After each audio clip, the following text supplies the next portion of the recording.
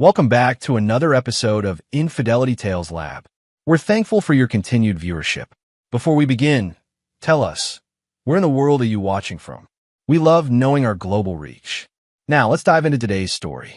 Chapter 1. The Homecoming. The Denver International Airport hummed with its usual chaos as Master Sergeant Ryan Mitchell stepped off the military transport, his duffel bag slung over his shoulder. 3 months in classified operations across Eastern Europe had aged him, adding new lines around his steel-gray eyes and a slight limp from shrapnel that had found its mark in Ukraine. At 38, Ryan carried himself with the controlled precision of a man who'd spent 15 years in Army Special Operations, someone who'd learned that survival meant never showing weakness. His phone buzzed as he cleared security. Victoria's name flashed on the screen, and for a moment, his weathered face softened. 3 months away from his wife of 16 years, away from their twins Emma and Dylan, now 15. The deployment had been brutal, but the thought of home had kept him going through the worst of it. He answered on the second ring. "Hey, beautiful. Just landed. I'll grab a cab and stay there." Victoria's voice was cold, clinical, not the warm greeting he'd expected. "I packed your bags and took all the money. It's over. Kids chose boarding school over you." Ryan's hand tightened on the phone. Around him, travelers hurried past, but everything seemed to slow, the familiar sensation he'd felt in combat when bullets started flying. His training kicked in, assess, analyze, adapt. But this wasn't enemy fire. This was his wife of 16 years delivering a calculated execution. "Vicky, what are you?" "Don't. Just don't. Tyler's here with me. We've been planning this for months. The house is sold, the accounts are emptied, and the kids want nothing to do with you. You were never here anyway." "Tyler." The name hit him like a gut punch. Tyler Brooks, the personal trainer Victoria had hired 8 months ago. The pretty boy with the artificial smile who'd somehow wormed his way into his home while Ryan was serving his country. "Where are Emma and Dylan?" "Safe. Away from you. They know what kind of father you really are, absent, controlling, emotionally unavailable. They chose to go to Westfield Academy rather than live with you." Westfield Academy, the elite boarding school that costs $60,000 a year. Money that should have been in their joint accounts.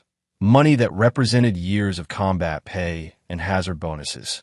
Ryan's voice remained steady, though inside, something cold and calculating was awakening.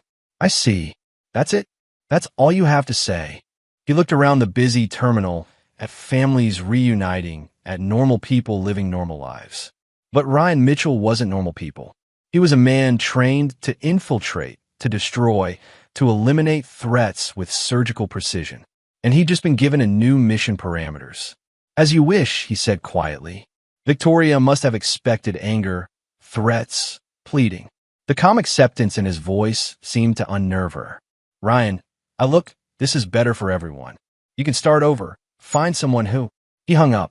For several minutes, Ryan stood motionless in the middle of the terminal, his mind processing the situation with the same methodical approach he'd used to plan operations in hostile territory. Victoria had made one critical error in her calculations.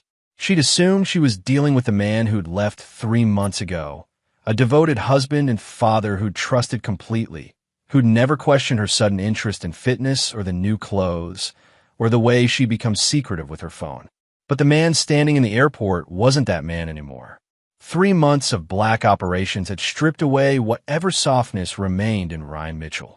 He'd killed 11 enemy combatants with his bare hands, had extracted intelligence through methods that would make most people sick, had learned that mercy was a luxury that got good men killed. Ryan pulled out his phone and scrolled through his contacts, stopping at a name most people would find unremarkable: Danny's Pizza, Chicago. It wasn't a pizza place. Danny Torino was an old teammate from Delta Force who transitioned into private security consultation, the kind of work that didn't appear on tax returns and dealt with problems that couldn't be solved through legal channels. He placed a call. "You're early," Danny's gravelly voice answered. "Thought you weren't due back for another week. Change of plans. I need a favor." "Name it." "Everything on Victoria Mitchell, formerly Victoria Kendall, and Tyler Brooks, personal trainer, works out of Elite Fitness in Cherry Creek. I want backgrounds, financial records, daily routines, Weaknesses, pressure points. Everything. A pause. This sounds personal. It is. Budget. Ryan thought about the emptied accounts, the sold house, the children who'd been turned against him. No limit. Jesus, Ryan. What happened? My wife decided to declare war on the wrong man. After ending the call, Ryan made his way to the rental car counter. The perky blonde clerk smiled at him with practiced customer service enthusiasm. Welcome to Denver. Are you here for business or pleasure? Ryan's smile was cold, predatory. Business. As he drove through the familiar streets of Denver toward what had been his home, Ryan began planning. Victoria thought she'd checkmated him, but she'd made the fundamental error of underestimating her opponent. She'd seen a soldier, a provider, a man who'd trusted her completely. She hadn't seen the predator. Ryan Mitchell had spent 15 years learning how to dismantle lives, how to find pressure points and exploit them, how to turn people's strengths into weaknesses. He'd toppled governments, eliminated high-value targets, and broken men who'd thought they were untouchable. And Victoria had just given him a new target. The house, his house, the one they'd bought when the twins were born, sat empty in the driveway. A sold sign decorated the front yard like a declaration of victory. But as Ryan sat in the rental car, studying the property he'd paid for with 15 years of military service, he wasn't thinking about loss. He was thinking about war. Chapter 2. Intelligence Gathering. The Marriott downtown wasn't where Ryan had expected to spend his first night back, but it would serve as a temporary command center. He checked in under an alias, a habit that would serve him well in the coming weeks. The room was Spartan, functional, exactly what he needed. Danny's first data package arrived at 0200 hours, delivered through encrypted channels that would make NSA cryptographers proud. Ryan spread the printouts across the hotel room's desk like a general planning an invasion. Victoria Kendall Mitchell, 36, born in Phoenix to middle-class parents. College dropout after 2 years studying art therapy. Met Ryan at a USO event in Colorado Springs when he was stationed at Fort Carson. Classic military wife trajectory. Married young. Followed him through 3 bases before settling in Denver when he transferred to special operations. But the interesting details were in the recent months. Credit card records showed a pattern of expensive purchases. Designer clothes, jewelry, high-end restaurants. Always with Tyler Brooks. The affair had been going on for 10 months. Not 8 as Ryan had calculated. Tyler Brooks was even more interesting. 28, former minor league baseball player who'd washed out due to a cocaine habit he'd apparently beaten. Personal trainer for 3 years, specializing in lifestyle transformation for wealthy housewives. 2 DUIs, 1 domestic violence charge that had been dropped, and a bankruptcy filing from 2 years ago. Most interesting of all, Tyler had a gambling problem that he thought he'd hidden. Owed $47,000 to a bookie named Sal Torino, Danny's cousin who operated out of Vegas. Ryan's phone buzzed. Danny, you see the connection? I see it. How quickly can your cousin apply pressure? He's been wanting to send a message anyway. Brooks has been ducking payments for 6 weeks. But Ryan, you sure about this? Once this ball starts rolling. I'm sure. What's the end game here? Ryan looked at the photos Danny had included Victoria and Tyler at expensive restaurants, laughing, holding hands, playing house with money Ryan had bled for. Complete destruction. I want them to lose everything, trust no one, and understand exactly who they chose to cross. And the kids. They made their choice. Ryan's voice carried no emotion, but inside, something twisted. Emma and Dylan's betrayal cut deeper than Victoria's. He'd changed diapers, taught them to ride bikes, helped with homework through video calls from combat zones. But they'd chosen boarding school over him, chosen a life funded by his sacrifice but without his presence. No forgiveness. Not for traitors. The next morning, Ryan began his reconnaissance. Elite Fitness sat in an upscale shopping center in Cherry Creek, all glass and chrome, and beautiful people working on their beautiful bodies. He parked across the street with a clear view of the entrance and settled in to observe. Tyler appeared at 8:15 a.m., driving a red BMW that was worth more than most people's annual salary. Interesting, considering the bankruptcy filing and the gambling debts. Ryan noted the license plate, the parking spot Tyler preferred, the casual way he surveyed the lot before entering. The habits of a man who thought he was clever. Victoria arrived at 10:30 a.m. for what appeared to be a regular session. Ryan watched through binoculars as she and Tyler embraced in the parking lot, Tyler's hands lingering on her body with the familiarity of ownership. She was wearing new workout clothes, expensive brands that Ryan's deployment pay had funded. They were so confident, so comfortable in their betrayal. They thought they'd won. Ryan's phone vibrated with a text from Danny. Package delivered to Vegas. Sal's boys are en route. Phase 1 was beginning. At 11:45 a.m., Ryan called Westfield Academy. The receptionist was helpful. Wealthy parents paid for excellent customer service. "I'd like to confirm enrollment for Emma and Dylan Mitchell," he said, using his command voice. "Their mother handled the arrangements, but I want to ensure everything's in order." "Of course, Mr. Mitchell." "Yes, they're both enrolled for the fall semester. Full tuition was paid in advance. $96,000 for both children." $96,000. Money from the accounts Victoria had emptied. Money he'd earned dodging bullets in Ukraine. And the contact information on file? Victoria Mitchell and Tyler Brooks as emergency contacts. "Should we add your information as well?" Ryan paused. Tyler Brooks was listed as an emergency contact for his children. The man who'd stolen his wife was now positioned as a parental figure for Emma and Dylan. "That won't be necessary," Ryan said quietly. "Thank you." After hanging up, Ryan sat in the rental car, staring at the fitness center where his wife was probably letting her lover's hands roam over the body that had once belonged to him. 15 years of marriage, 15 years of trust, 15 years of building a life together, reduced to a financial transaction and a custody arrangement that painted him as the outsider. But Victoria had forgotten something crucial about the man she'd married. Ryan Mitchell didn't lose. He'd never lost a mission, never failed to eliminate a target, never left an enemy standing. And he wasn't about to start now. His phone rang. Unknown number. "Daddy." Emma's voice hit him like shrapnel. His 15-year-old daughter, the little girl who used to wait by the window for him to come home, who'd cried when he deployed, who'd sent him care packages filled with homemade cookies and drawings. "Emma." "Sweetheart, where are you?" "At the academy." "Daddy, I'm sorry. Mom said, she said you were dangerous, that you'd changed, that being around you wasn't safe for us anymore. She said the war made you different." Ryan's grip tightened on the phone. Victoria had used his service, his sacrifice, as a weapon against him. She turned his children into casualties of her betrayal. "What do you think, Emma? Do you think I'm dangerous?" A long pause. "I don't know anymore. Tyler says soldiers come back broken, that you might hurt us without meaning to. And you've been gone so much, and when you are home, you're always so controlled. Like you're not really there." "And Dylan?" "He feels the same way." "Yeah, we talked about it. We thought maybe if we went to school, it would give you time to get better, to get help." Ryan closed his eyes. They weren't betrayers. They were children who'd been manipulated by experts. A mother who knew exactly which emotional buttons to push, and a predator who specialized in psychological manipulation. "Emma, I want you to listen to me very carefully. Your mother and Tyler lied to you.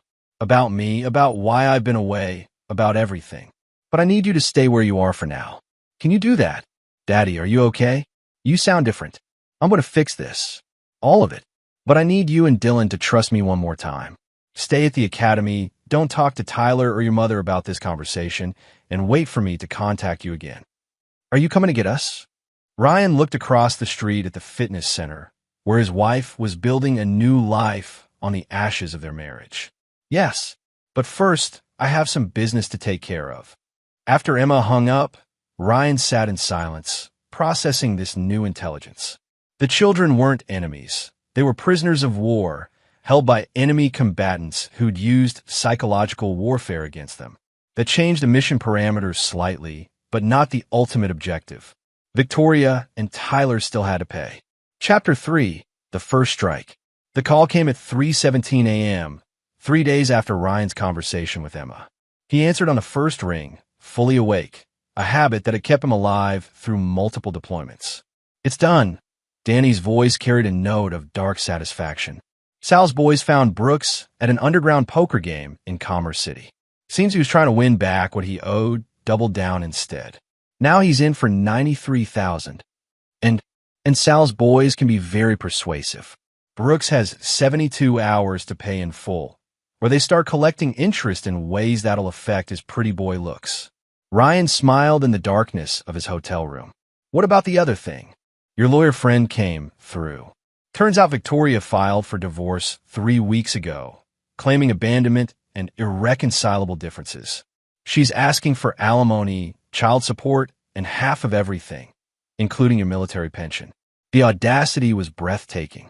Victoria had planned this operation with military precision, probably with Tyler whispering strategies in her ear during their late-night planning sessions. But like most amateurs, they'd made critical errors. She doesn't know about the overseas accounts. Not yet, but her lawyer will find them eventually. No, he won't. Ryan's voice carried the cold certainty of a man who'd spent years hiding assets in countries that didn't cooperate with U.S. financial investigations. What else? Brooks is panicking. He's been calling Victoria every hour since Sal's boys visited. Apparently, he's been lying to her about his finances. She thinks he's wealthy. Perfect. Ryan had always believed that the best way to destroy an enemy was to turn their own weapons against them. Victoria and Tyler's relationship was built on lies, greed, and mutual manipulation. All Ryan had to do was apply pressure in the right places and watch them tear each other apart. The next morning, Ryan positioned himself at a coffee shop across from Elite Fitness, watching Tyler's increasingly erratic behavior. The pretty boy was sweating despite the air conditioning, checking his phone constantly, jumping every time the door chimed. Fear was a beautiful thing to watch in an enemy. At 11:30 a.m., Victoria arrived for her regular session. Ryan observed through high-powered binoculars as Tyler immediately cornered her in the parking lot. Even from a distance, it was clear the conversation was heated. Victoria's body language shifted from confused to angry to alarmed as Tyler spoke. Ryan's phone buzzed with a text from a burner number. Need $93K. Emergency. Can't explain over phone. Meet me at our place at 2. The text hadn't been sent to Ryan. Danny's tech specialist had cloned Tyler's phone and was now monitoring all communications. Victoria would receive that message in exactly 30 seconds. Her response came quickly. What? Why? We agreed no secrets. Tyler's reply. Life or death situation. Trust me. Bring checkbook. Ryan watched Victoria storm into the fitness center, her perfect world beginning to crack at the edges. Tyler followed, his swagger replaced by the desperate movements of a cornered animal. Phase 2 was about to begin. At 2 p.m., Ryan followed Victoria to their place, a luxury apartment Tyler had rented in her name 6 weeks ago. Another financial obligation she'd taken on without realizing the trap being built around her.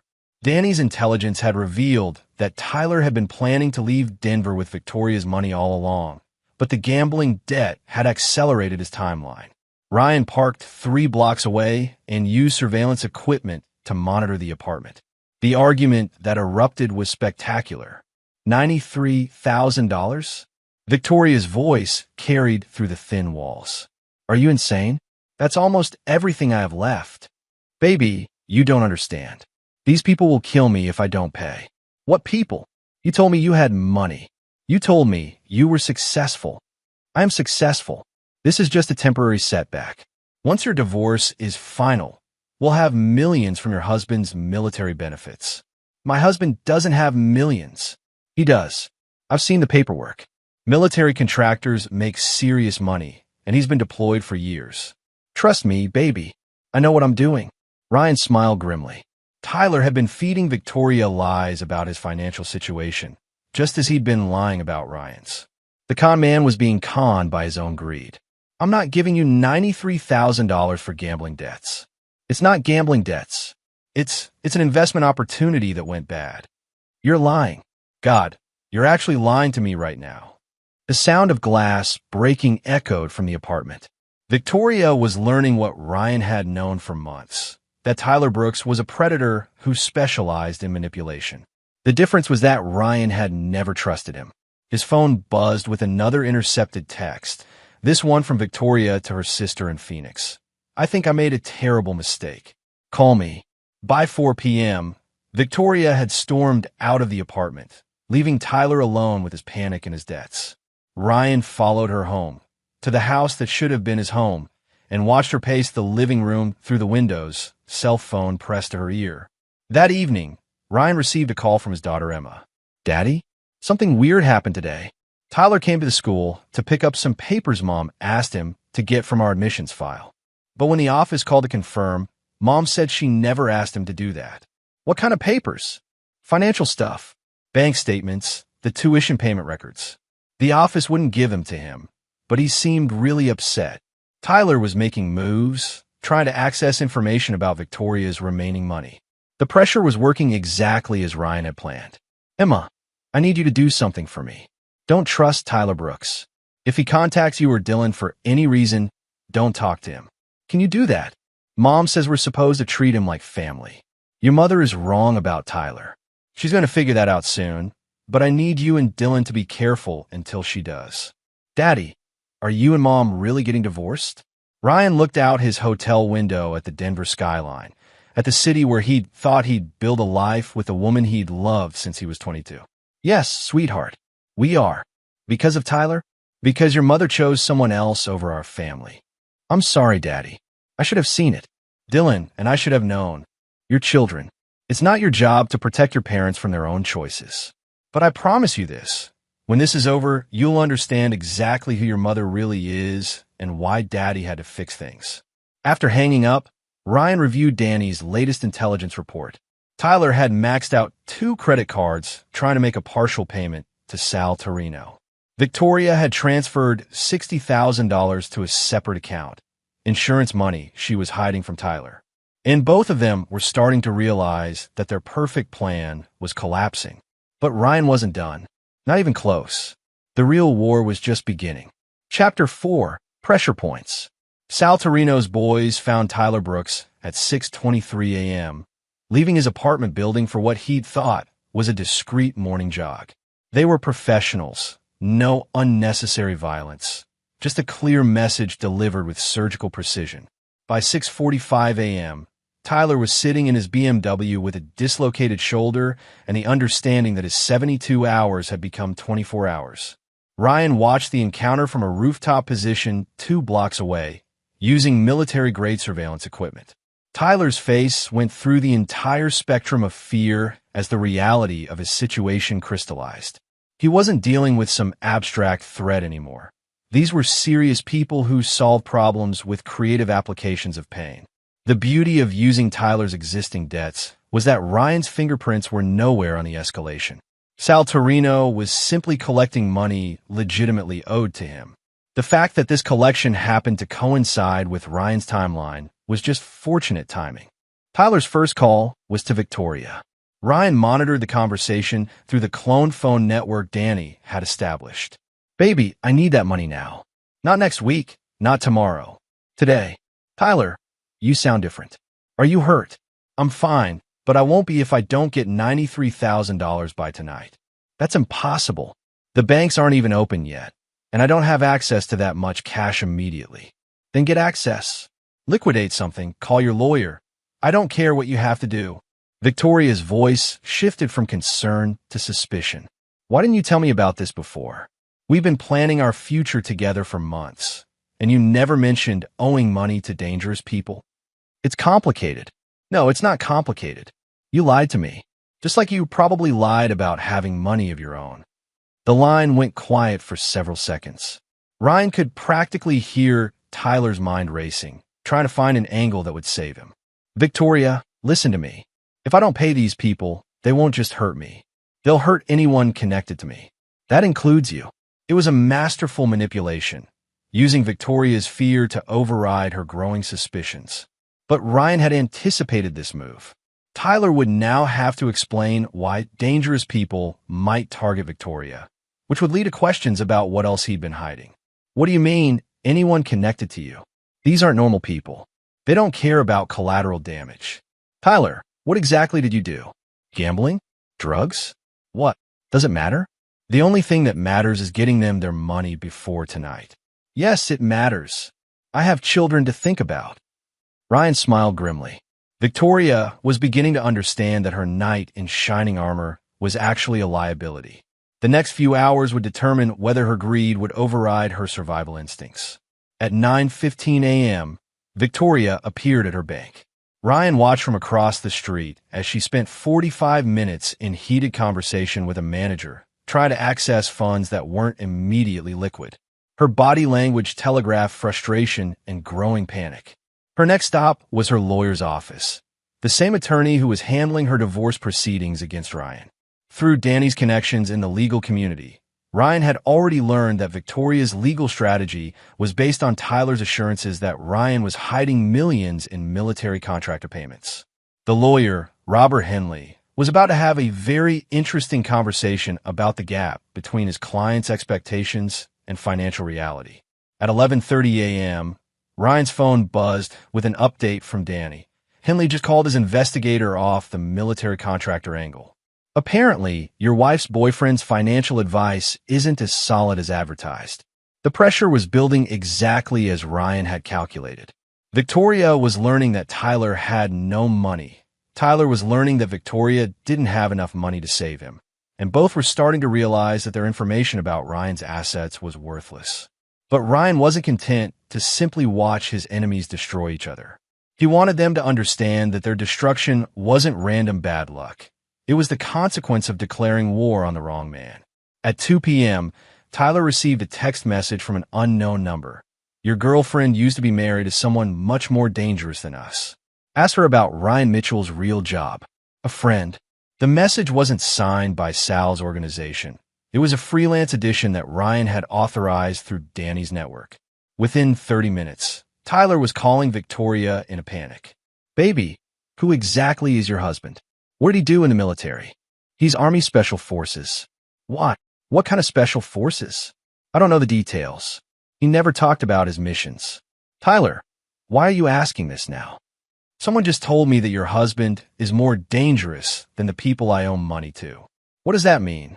Ryan could hear the fear creeping into Tyler's voice. The pretty boy was starting to understand that he might have chosen the wrong enemy. Ryan isn't dangerous to civilians. He's a soldier. What kind of soldier? The kind that does things other soldiers can't do. Jesus Christ, Victoria. You never thought to mention that your husband kills people for a living. Ex-husband. And he kills terrorists, not personal trainers. Are you sure about that? The line went quiet. Ryan could practically hear Victoria's mind working, remembering conversations about classified operations, about missions Ryan couldn't discuss, about the way he sometimes woke up in the middle of the night with his hand reaching for weapons that weren't there. Tyler, you're scaring me. I'm scaring you? I'm the one who might get killed tonight. Then give them something else. Negotiate. You can't negotiate with these people. And apparently, you can't negotiate with your husband either. Ryan ended the surveillance session and drove to his next appointment. Dr. Patricia Reeves, child psychologist and family counselor, had an office in an upscale professional building downtown. According to Danny's research, she was the therapist Victoria had been using to prepare Emma and Dylan for the divorce. The receptionist was professional but curious when Ryan introduced himself as the children's father and requested an immediate consultation. Mr. Mitchell? Mrs. Mitchell mentioned you might be resistant to family counseling. Did she? What else did she mention? Perhaps I should have Dr. Reeves explain. No, I'd like to hear what my wife told you about me. The receptionist looked uncomfortable. She expressed concerns about your mental state following your deployment. PTSD, anger management issues, potential for violence. Ryan nodded slowly. Victoria had been building a case against him with the therapist, creating a paper trail that would support her claims of an unstable, dangerous father. I see. And what did my children tell Dr. Reeves about these supposed issues? I really can't discuss. Let me save us both some time.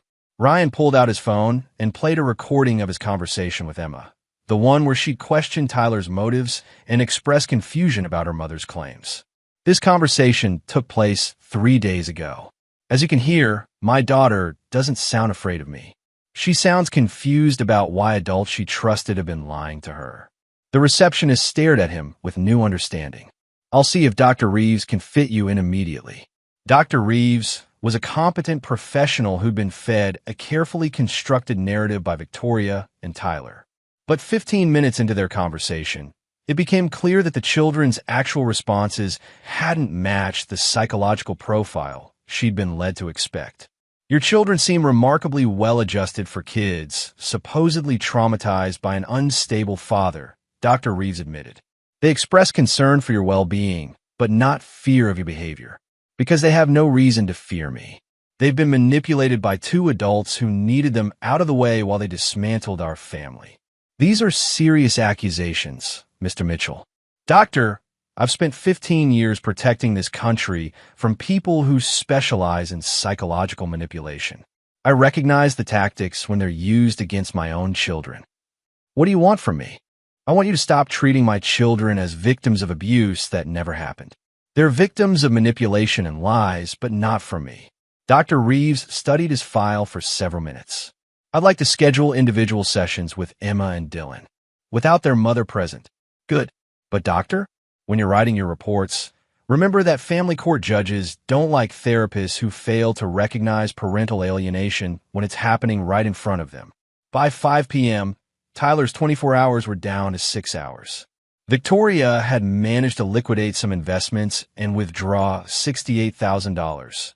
Not enough to save Tyler, but enough to make her a target if she refused to hand it over. Ryan's phone buzzed with one final intercepted conversation. Tyler, I can't get the full amount. $68,000 is everything I can access immediately. Then I'm dead.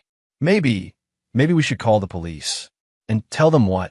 That I owe money to people who don't exist on paper? Victoria, you don't understand how this works. Then explain it to me. These people, they're connected. They have legitimate businesses, lawyers, politicians on payroll. If I go to the police, I'm signing my own death warrant. What about Ryan? Could he help? Tyler's laugh was bitter. Your husband? The guy we've been stealing from and lying to for months? The guy who kills people for the government? Yeah, I'm sure he'd be happy to help. Maybe if we gave the money back, if we apologized. Victoria, your husband isn't the forgiving type. You said so yourself. He never forgets anything, never lets go of a grudge. We crossed him, and now we're paying for it. You think Ryan is behind this? I think your husband is a lot smarter and a lot more dangerous than either of us realized. Ryan smiled as he listened to his enemies finally begin to understand the depth of their mistake. But understanding was just the beginning. They hadn't even seen his real move yet. Chapter 5, The Trap.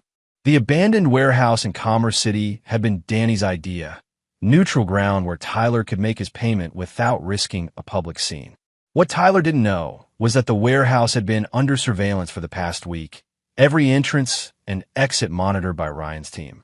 At 10:47 p.m., Tyler arrived with Victoria in her Mercedes, carrying a gym bag that supposedly contained $68,000.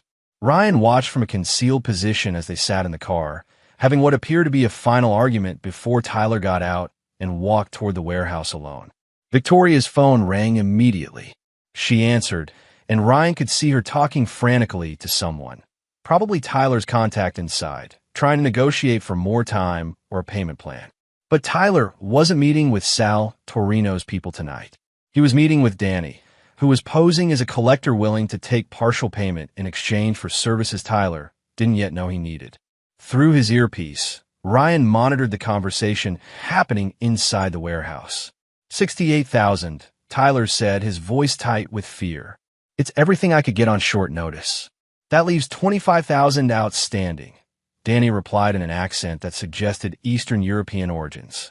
How do you propose to handle this shortage? I need more time. My girlfriend has more money coming in a few weeks when her divorce finalizes. Divorce can be complicated. What if her ex-husband decides to fight? What if the money gets tied up in legal proceedings? He won't fight. He's military, deployed all the time, doesn't pay attention to details. She's already got his accounts cleaned out. Danny's laugh was cold. You think a special operations soldier doesn't pay attention to details? You think a man trained to hunt and kill doesn't notice when someone steals from his family? The silence in the warehouse was profound. Ryan could practically hear Tyler's mind working, trying to process the implications. What are you saying? I'm saying you've been played, kid. Your girlfriend's husband isn't some absent soldier boy. Ryan Mitchell is the kind of man who destabilizes governments for breakfast. And you just stole his money and his family. That's impossible, Victoria said. Victoria said what she needed to say to justify what she wanted to do. But here's the thing about special operators. They're very good at finding people who think they can't be found. Ryan watched Tyler stumble out of the warehouse 15 minutes later, his face pale and his hands shaking. The conversation had accomplished two objectives. Tyler now understood that he was dealing with forces beyond his comprehension, and he was carrying a tracking device that Danny had slipped into his jacket pocket. Victoria was waiting in the car, and their conversation was immediate and heated. What did they say? Did they take the money? We have a bigger problem than the money. What do you mean? Your husband. He's not what you think he is. Tyler, you're scaring me. What happened in there? They knew about Ryan. They knew exactly who he was and what he does for a living. Victoria, we're not dealing with some heartbroken soldier. We're dealing with someone who kills people professionally. You're being paranoid. Am I? Think about it. How many coincidences have happened in the past week? The gambling debt suddenly becoming urgent, right, when we're trying to finalize our plans? The banks freezing your accounts for routine security checks? The kids suddenly asking questions about Tyler? None of this is random. Victoria's silence lasted almost 30 seconds. You think Ryan is behind this? I think your husband has been planning this since the moment he got your text at the airport. From his surveillance position, Ryan watched Victoria's world begin to collapse as she realized the scope of her miscalculation. She'd thought she was leaving a soldier. She'd actually declared war on someone who'd spent 15 years perfecting the art of psychological warfare. But Ryan wasn't done. The tracking device in Tyler's pocket would lead them exactly where he wanted them to go. At 11:30 p.m., Tyler and Victoria drove to the luxury apartment Tyler had rented in her name, the one she'd been paying for without realizing it was a trap. As they climbed the stairs to the third floor, they didn't notice the professional-grade surveillance equipment that had been installed throughout the building. They also didn't notice that all of Tyler's gambling debts had been purchased by a shell company Danny controlled, which meant Sal Torino's boys were no longer the immediate threat. The immediate threat was about to knock on their door. At 11:45 p.m., two men in expensive suits arrived at the apartment building. They weren't thugs. They were lawyers, representing a collection agency that had just purchased Tyler's outstanding obligations. The perfectly legal kind of pressure that left no room for negotiation. Ryan listened through surveillance as they delivered their message. Tyler Brooks now owed $93,000 plus interest and fees to Mountain West Financial Recovery, LLC. Payment was due in full within 24 hours, where the company would begin asset seizure proceedings against both Tyler and any co-signers on his obligations. Co-signers? Victoria's voice was shrill. What co-signers? The lawyers explained that the apartment lease Tyler had rented in her name included a personal guarantee clause that made her liable for any debts Tyler incurred while residing at the property. The clause was buried in the fine print of a 60-page document she'd signed without reading. That's not legal. Ma'am, you signed a document. We have your signature notarized and witnessed. You guaranteed Mr. Brooks' financial obligations. Ryan had to admire the elegance of the trap. Tyler had thought he was clever, putting the apartment in Victoria's name to protect his own credit. Instead, he created a legal liability that now threatened everything she had left. We need to call my lawyer, Victoria said. Your lawyer, one of the attorneys replied, is the one who referred this case to our firm. Apparently, there are questions about potential fraud in your divorce proceedings that require immediate resolution. Victoria's divorce lawyer, the same Robert Henley who'd been building her case against Ryan, had just become part of the problem instead of the solution. Danny's investigation had revealed that Henley had a gambling problem of his own, one that made him susceptible to pressure from the same financial networks that now own Tyler's debts. By midnight, Victoria and Tyler were trapped in a legal maze that threatened to consume everything they'd stolen and everything they hoped to steal. But Ryan still had one more card to play. His phone buzzed with a text to Tyler's phone. Building is surrounded. Exit through roof access. Trust no one. Anonymous.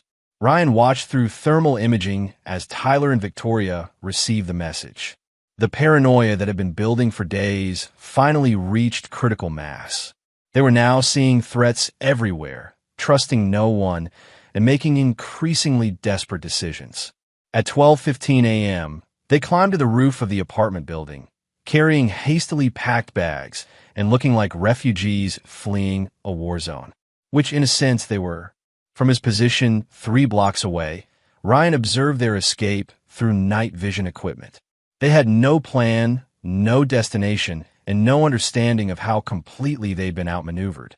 But most importantly, they were now moving toward the location where Ryan wanted them to be for the final phase of his operation. The abandoned mining facility in the mountains outside Denver had been chosen specifically for its isolation and its history. 30 years ago, it had been a profitable silver mine. Now it was a ghost town where people could disappear without anyone asking questions. Tyler and Victoria would drive through the night, following a route that had been carefully planned to lead them to exactly the wrong place at exactly the right time. And when they arrived, Ryan Mitchell would be waiting for them. The war was almost over. Chapter 6: The Pursuit. The mountain road to Silverdale was treacherous on a good day, narrow, winding, with a 100-foot drop on one side and unmarked mining shafts on the other. At 2:30 a.m., with Tyler driving Victoria's Mercedes and both of them operating on pure adrenaline and terror, it was a death trap waiting to happen. Ryan followed at a distance, using night vision and GPS tracking to monitor their progress. The tracking device Danny had planted was working perfectly, showing their route as a moving dot on his tactical display. They were taking exactly the path he'd anticipated, the one that led to the abandoned Silverdale mining complex. Through intercepted phone calls, Ryan had learned that Tyler believed they were heading to a safe house provided by someone who owed him a favor. In reality, the anonymous contact who'd given him the location was another of Danny's assets, and the safe house was the site where Ryan intended to end this war permanently. Victoria's phone rang every 15 minutes. Calls from her lawyer, her bank, the private school where Emma and Dylan were enrolled. Each call brought worse news. Henley had discovered that several documents in her divorce filing contained false information about Ryan's assets. The bank was freezing her remaining accounts, pending an investigation into potential money laundering. The school was asking questions about the legitimacy of the tuition payments. Everything Victoria had built over the past 10 months was collapsing simultaneously, and she was beginning to understand that the collapse wasn't coincidental. Tyler, we need to go to the police. And tell them what? That we think my girlfriend's ex-husband is orchestrating a conspiracy against us? They'll laugh us out of the station. Then what do? We get to the safe house, we lay low for a few days, and we figure out our next move. What if there is no next move? What if Ryan planned all of this? Then we're already dead. Ryan smiled grimly as he listened to their conversation. They were finally beginning to grasp the scope of their situation, but their understanding was still incomplete. They thought they were fleeing from Ryan's revenge. They didn't realize they were walking directly into it. At 3:15 a.m., the Mercedes turned off the main highway onto the unpaved road that led to Silverdale. The mining complex was still 12 miles ahead, but this was where Ryan's plan entered its final phase. He activated a signal jammer that cut off all cell phone communication in a 5-mile radius. Tyler and Victoria were now isolated, unable to call for help or contact their mysterious benefactor. More importantly, they couldn't receive the messages that would warn them they were driving into a trap. The Silverdale mining complex had been abandoned since 1987, when a combination of declining silver prices and environmental concerns had forced its closure. The main buildings were intact, but empty, perfect for hosting conversations that required absolute privacy. Ryan arrived 30 minutes before Tyler and Victoria, using the time to position surveillance equipment and prepare the site. The main office building would serve as his command center, offering clear sight lines to all approaches while providing cover and concealment. At 4:02 a.m., the Mercedes headlights appeared at the bottom of the access road. Ryan watched through night vision as Tyler drove slowly up the winding path, clearly nervous about the isolation and the condition of the buildings. They parked in front of the main office and sat in the car for several minutes, arguing about whether to approach the building or wait in the vehicle. Finally, Tyler got out and walked toward the entrance, calling out for someone named Marcus, the fictional contact who'd supposedly arranged their sanctuary. The building was empty, of course. Tyler spent 10 minutes searching the first floor before returning to the car to report that no one was there. "This doesn't feel right," Victoria said. "Why would Marcus tell us to come here if he's not here? Maybe he's running late. Maybe he got held up. Or maybe this whole thing is a setup." Tyler's phone buzzed with a text message, the last communication he would receive that night. "Change of plans. Meet at Building 3. Come alone. M." Building 3 was the old processing facility, a concrete structure built into the hillside that had once housed the equipment for extracting silver from raw ore. It was also where Ryan was waiting. Tyler made the walk alone, leaving Victoria in the car with the engine running. Ryan observed his approach through thermal imaging, noting the slight tremor in Tyler's hands and the way he kept looking over his shoulder. The processing facility was dark except for a single battery-powered lantern that Ryan had placed in the center of the main floor. Tyler called out as he entered, his voice echoing off the concrete walls. "Marcus? I'm here. Where are you?" "Marcus isn't coming." Ryan stepped out of the shadows, and Tyler spun around, his face going pale in the lantern light. For several seconds, neither man spoke. Tyler was face to face with the husband he'd betrayed, the soldier he'd underestimated, the enemy he'd thought he could defeat through manipulation and lies. "Hello, Tyler." "Ryan. Jesus, how did you find you? I've been tracking you since you left the apartment. Actually, I've been tracking you since you started fucking my wife." Tyler took a step backward, his hand reaching for his phone before remembering that the cell service was dead. "Look, man, I know you're angry, but..." "Angry?" Ryan's laugh was cold. "Tyler, anger is what I felt when I first read Victoria's text. What I'm feeling now is something much more focused. We can work this out. Victoria still loves you. She was confused, scared about you being gone all the time. I took advantage of that, and I'm sorry." "No, you're not sorry. You're terrified. There's a difference." Ryan began walking slowly around Tyler, staying just outside the circle of lantern light. The psychological effect was immediate. Tyler started turning to keep Ryan in sight, but the constant movement made him dizzy and disoriented. "You made several critical errors in your planning, Tyler. Would you like me to explain them?" "Ryan, please." "First, you assumed I was a typical soldier, someone who follows orders and doesn't think strategically. But I'm not typical, am I, Tyler? I'm the kind of soldier who gets sent to solve problems that can't be solved through conventional means." Tyler's breathing was becoming rapid and shallow. Panic was setting in. "Second, you assumed that Victoria understood what kind of man she was married to.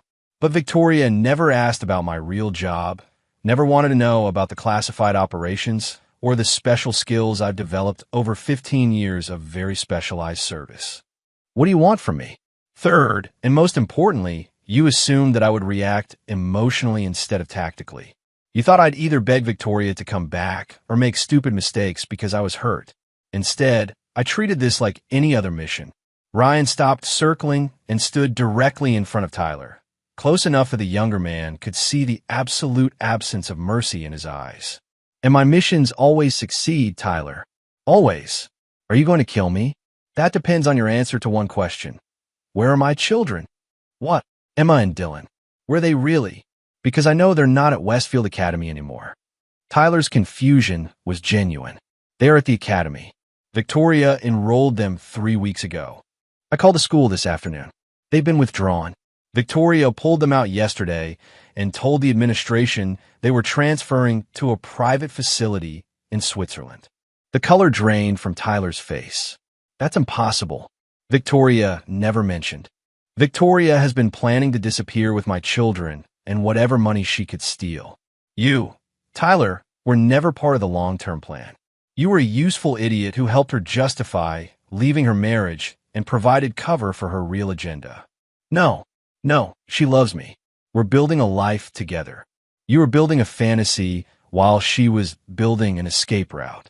The question is, are you going to help me find my children, or are you going to die protecting the woman who's been lying to both of us? Tyler stared at him, the full scope of his situation finally becoming clear. Victoria had played him as completely as he'd thought he was playing Ryan.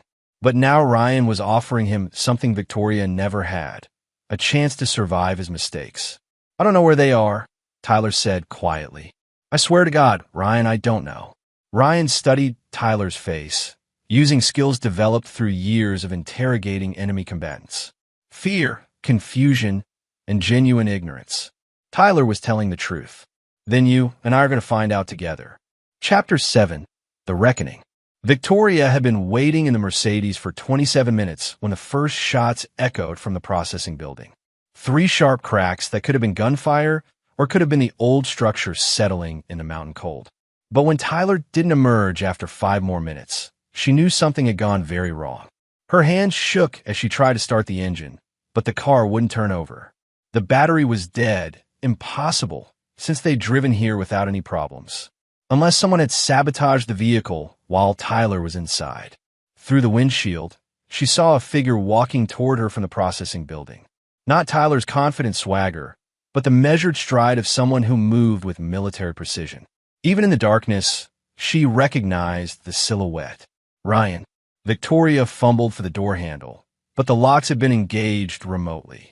She was trapped in a dead car while her husband approached with the calm deliberation of a predator who'd finally cornered his prey.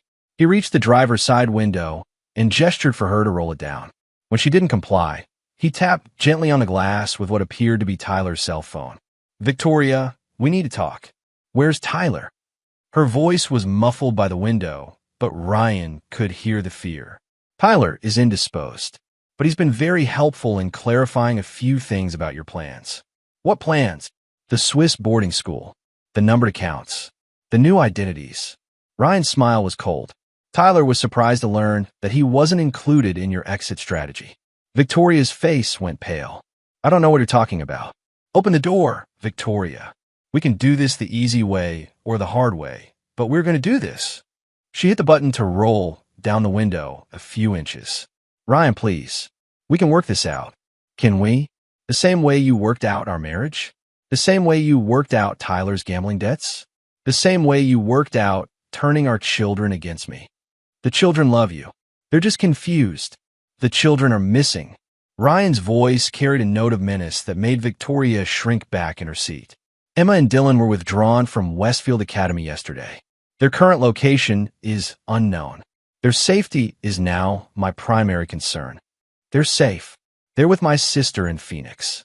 Your sister who died in a car accident 6 months ago. Victoria's mouth opened and closed silently.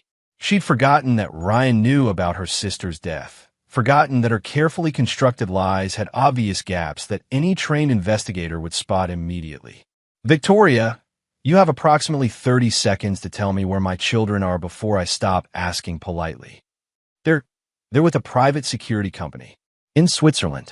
It's a legitimate service for high-net-worth families who need protection during sensitive situations. What kind of sensitive situations? Divorce proceedings where one parent might pose a threat to the children's well-being. Ryan nodded slowly. You hired a company to hide our children from me because you convinced them I was dangerous. You are dangerous. Look at what you've done to Tyler. Look at what you've done to us. What I've done is respond to an attack on my family using appropriate tactical measures. What you've done is kidnap my children. It's not kidnapping. I'm their mother. You're a mother who filed false police reports claiming I was unstable.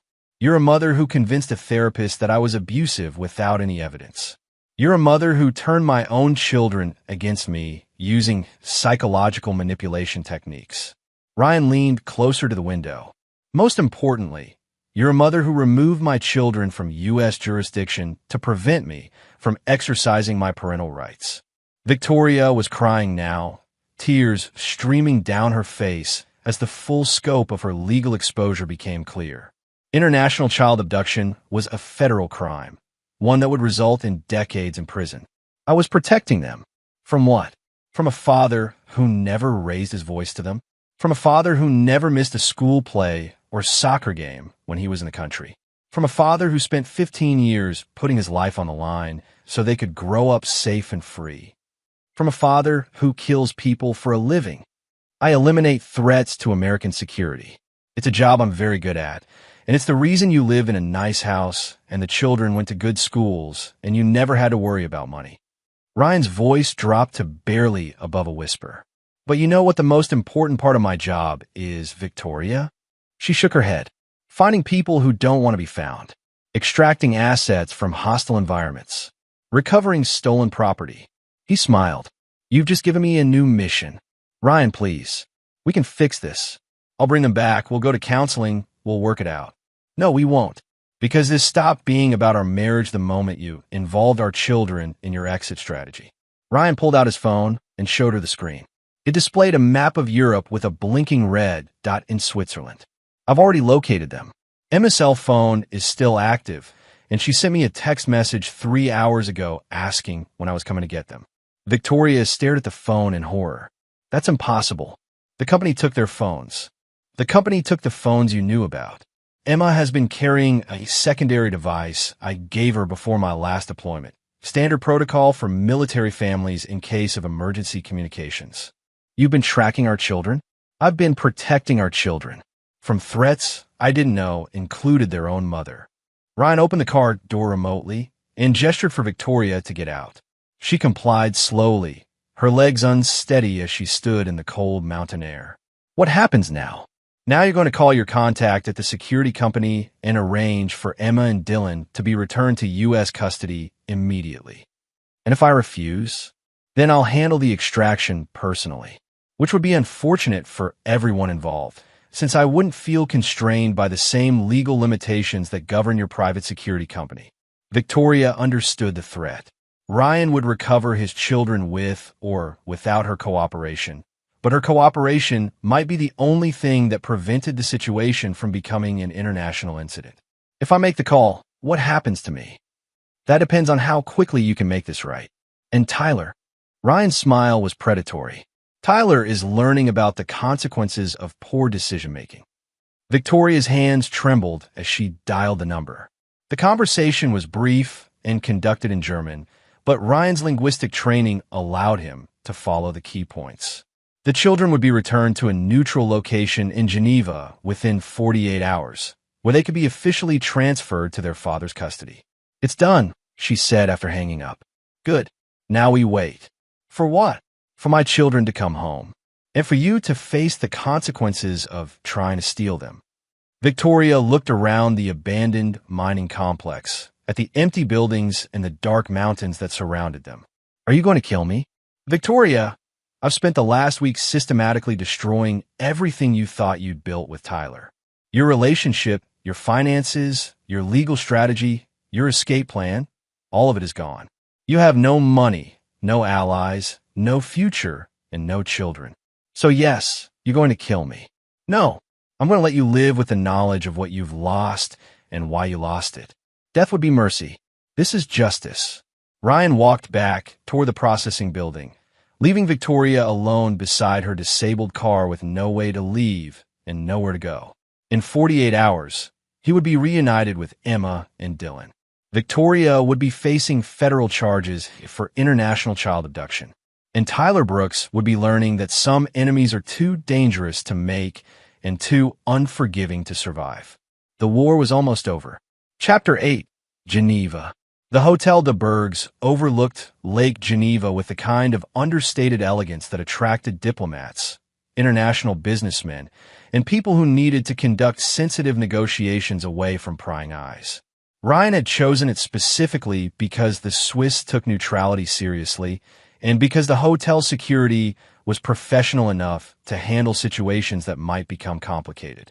Emma and Dylan were waiting in the lobby when Ryan arrived, flanked by 2 representatives from Securitas International, the private company Victoria had hired to protect them. The children looked tired, confused, and significantly older than the 15-year-olds he'd left behind 3 months ago. Emma saw him first and broke away from her handlers, running across the marble floor to throw herself into his arms. Dylan followed more slowly, his face a mixture of relief and uncertainty. "Daddy," Emma whispered against his chest. "We didn't know what was happening.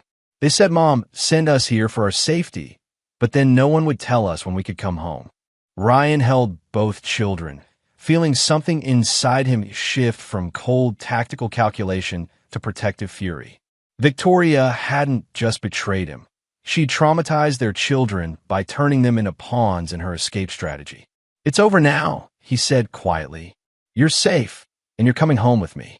The Securitas representatives approached with professional courtesy. Ryan noted their positioning, their equipment, and their obvious discomfort with the situation. They were legitimate security contractors who'd been hired under false pretenses. "Mr. Mitchell, I'm Andreas Weber, Operations Manager for Securitas International. We need to discuss the circumstances under which your children were placed in our care." "What circumstances were you told?" "That you were psychologically unstable following military deployment and posed a potential threat to their safety. We were provided with documentation from a licensed therapist and a family court filing that supported these claims." Ryan smiled grimly. "And when did you realize that documentation was fraudulent?" Weber's expression confirmed Ryan's suspicion. "When our background investigation revealed that you hold multiple commendations for psychological stability under extreme stress, and that no family court in Colorado has any record of proceedings involving you or your children." "How long have you known?" 48 hours. "We began making arrangements for their return as soon as we discovered the discrepancies." "And my wife's payment for your services?" "The accounts she used to pay our fees have been frozen by international banking authorities. We're currently investigating potential money laundering violations." Ryan nodded. Even in Switzerland, Victoria's financial manipulations were catching up with her. The money she'd used to hire the security company had been traced back to accounts connected to Tyler's gambling debts and the fraudulent loans he'd taken out in her name. "Mr. Mitchell," Weber continued, "we need to understand what happened to Mrs. Mitchell and her associate. Our last contact with them was 72 hours ago. They're being dealt with through appropriate channels." Meaning they're no longer your concern." Weber studied Ryan's face and apparently decided not to press the issue. "The children are free to go with you immediately. We've prepared all necessary documentation for their departure." An hour later, Ryan was sitting with Emma and Dylan in a quiet restaurant near the hotel, listening to their account of the past 3 days. The picture that emerged was of a mother who'd become increasingly desperate and erratic as her plans unraveled. "She called us the night before we left," Dylan said. "She was crying, saying that you were dangerous, that you'd been changed by the war, that we needed to be somewhere safe until she could get help for you." "Did you believe her?" Emma and Dylan exchanged glances. "We didn't know what to believe," Emma admitted. "You have been different since you got back. Quieter, more serious. And Tyler kept saying things about soldiers who came back broken." "What kind of things?" "That PTSD made people violent. That sometimes soldiers hurt their families without meaning to. That maybe it would be better if we gave you space to get help." Ryan felt the cold fury building again. Tyler and Victoria hadn't just manipulated the children's fears. They'd weaponized those fears against him. "Do you want to know what really happened while I was deployed?" Both children nodded. "I was part of a team that rescued 43 American civilians from a terrorist compound in Eastern Europe. We spent 6 weeks planning the operation, 2 weeks infiltrating the area, and 4 hours executing the rescue. Every civilian survived. None of my team was killed. Mom said you were doing secret things, dark things. I was doing necessary things. Things that kept people like you safe from people who would hurt you for being American, for being free, for being everything those terrorists hate about our way of life." Dylan leaned forward. "Then why did Mom say you were dangerous?" "Because your mother was planning to leave me and take you both out of the country. She needed a reason that would make you cooperate and make the authorities believe her story. So she invented a narrative about a dangerous, unstable father." "But Tyler said whatever your mother told him to say. Tyler was never interested in your well-being, Emma. He was interested in your mother's money and her willingness to help him escape his gambling debts." Both children were quiet for several minutes, processing the implications. "Are we going home now?" Dylan asked finally. "Yes, But there are some things you need to understand. Your mother is going to face serious criminal charges for taking you out of the country without legal authority. Tyler is facing charges related to fraud and conspiracy. Your lives are going to be different from now on. Different how? You'll live with me. You'll finish high school in Denver. You'll have counseling to help process what's happened. And you'll learn that sometimes the people who claim to protect you are actually the ones you need protection from. Emma reached across the table and took his hand. Daddy, are you going to forgive Mom? Ryan looked at his daughter, 15 years old, trying to understand how the adult in her life had failed her so completely. No, sweetheart, I'm not. But she's our mother. She's a woman who kidnapped my children and tried to steal my life. The fact that she gave birth to you doesn't excuse what she's done. Will we ever see her again? That depends on a lot of factors that haven't been decided yet. As they walked back to the hotel to collect their belongings, Ryan's phone buzzed with a text from Danny. Package delivered to appropriate authorities. Both subjects in federal custody. Cleanup complete. Victoria and Tyler were now in the hands of law enforcement officials who would handle the remaining details. Ryan's war was officially over. But for Emma and Dylan, the healing was just beginning. Chapter 9, New Foundations. 6 months later, Ryan stood in the kitchen of their new house in Lakewood, watching Emma and Dylan get ready for school. The house was smaller than their previous home, but it was theirs, bought with money that Victoria couldn't touch, in a neighborhood where Tyler Brooks would never be welcome. The legal proceedings had concluded with the kind of efficiency that came from having overwhelming evidence and defendants who couldn't afford competent representation.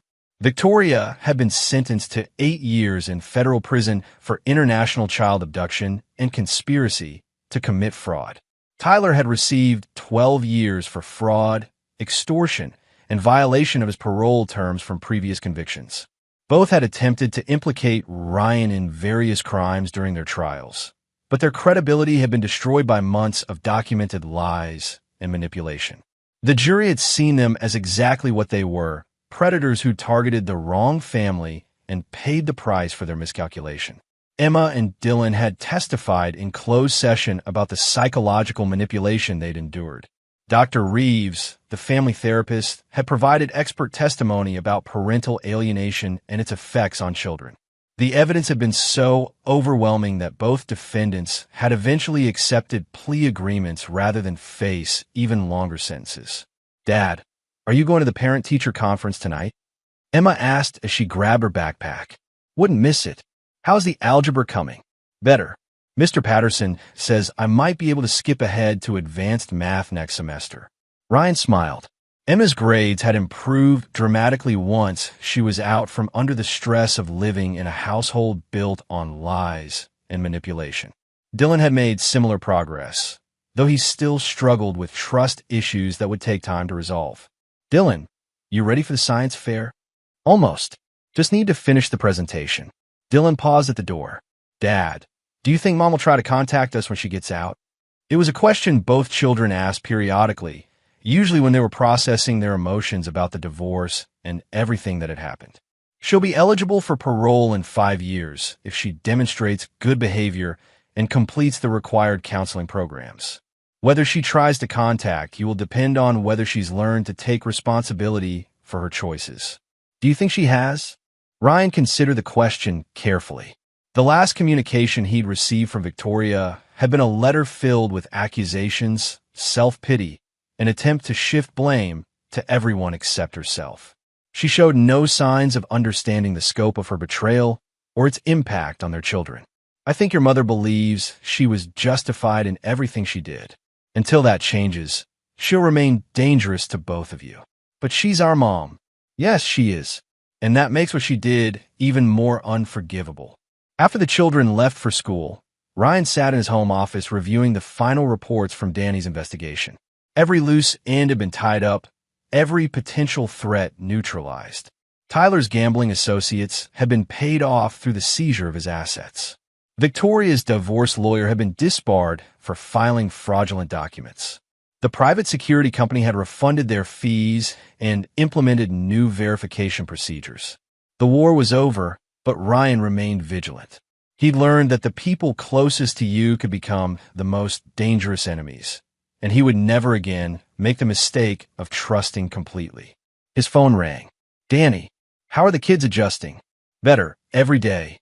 Emma made honor roll last semester, and Dylan joined the robotics club." "And you?" Ryan looked around his office, at the pictures of Emma and Dylan, at the commendations from his military service, at the life he'd rebuilt from the ashes of his marriage. "I'm exactly where I need to be." "Any regrets?" "About what?" "About how far you took it. You could have just divorced her, fought for custody, moved on with your life." Ryan considered the question. "Danny, she stole my children and tried to erase me from their lives. She turned them against me using psychological warfare techniques. She planned to disappear to another country with money she'd stolen from accounts I'd funded with 15 years of combat pay. And she chose to make war on someone who's very good at war. The only thing I regret is that she and Tyler didn't understand the consequences of their choices before they made them. You destroyed their lives completely. They destroyed their own lives. I just ensured that the consequences caught up with them faster than they expected."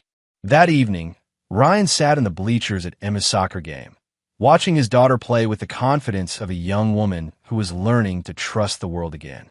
Dylan sat beside him, working on homework while keeping one eye on the game. "Dad," Dylan said during halftime, "sometimes kids at school ask about Mom. What should I tell them?" "Tell them the truth. That your mother made choices that hurt our family, and now she's facing the consequences of those choices. Will they understand? Some will, some won't. But understanding other people's situations isn't your responsibility, Dylan. Taking care of yourself and being honest about what happened is. Do you think we'll be okay? As a family, I mean." Ryan looked at his son, 15 years old, thoughtful, resilient despite everything he'd been through. "I think we're going to be better than okay. I think we're going to be stronger than we ever were before. Because we survived what Mom and Tyler did to us. Because we learned that family isn't just about blood relationships. It's about people who choose to protect each other, who choose to tell the truth even when it's difficult, who choose to put the family's well-being above their own desires." As the game resumed, Ryan reflected on the path that had brought them to this point.